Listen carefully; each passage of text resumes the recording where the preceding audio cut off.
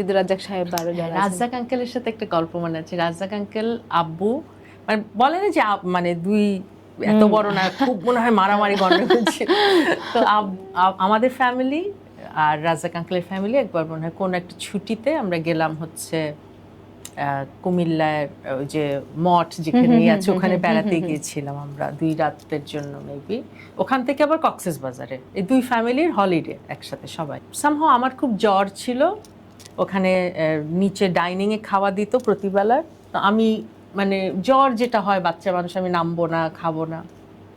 Razzak uncle কি করতেন, আমাকে কোলে নিয়ে সিঁড়ি দিয়ে, দোতলা সিঁড়ি দিয়ে নিচে আসতেন, এসে ওই চেয়ারে বসাতেন, না তুই খাবি, আম্মু মাখাতেন, আবার উনি কোলে করে নিয়ে যেতেন, রুমে রেখে আসতেন।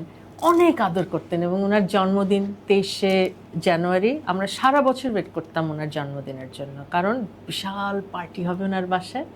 আর রাজ্জাক আঙ্কেলের বাসার পার্টি মানে হচ্ছে ফুল ফ্যামিলি যাবে, সবাই যাবে পরিবার নিয়ে, মানে বাচ্চারাও থাকে না কিছু পার্টিতে বাচ্চা অ্যালাউড না, ওনার পার্টি সেরকম এখন না। কিন্তু আসলে সেই জায়গাগুলো কোথায় যেন হারিয়ে গেছে না, এই যে পারিবারিক বন্ধন হারিয়ে গেছে। তুমি দেখো এখন তুমি, আমি, তোমার বর, আমার বাচ্চারা, তোমার বাচ্চারা বা আরো কিছু শিল্পী মিলে যদি আমরা গল্প করি, আড্ডা দিই, ওখানে যদি একটু ফোন চলতে থাকে, ভিডিও হতে থাকে কনস্ট্যান্ট, একদম, তুমি তো তাহলে তোমার মতো করে প্রাণ খুলে হাসতে পারবে না, গল্প কোন করতে জিনিস পারবে কখন না। লাইভে চলে গেল, কিছু হলে এখন লাইভে যাচ্ছে সবাই, ব্যক্তিগত আনন্দটা সব করে একটু গান গাচ্ছো, ওটা শেয়ার হয়ে গেল, মানে নাথিং ইজ পার্সোনাল। কিন্তু ওনারা সব করতেন কিন্তু নিজেরা নিজেরা, বাট পার্সোনাল ছিল। কোথায় যেন একটা অলিখিত বিশ্বাস ছিল।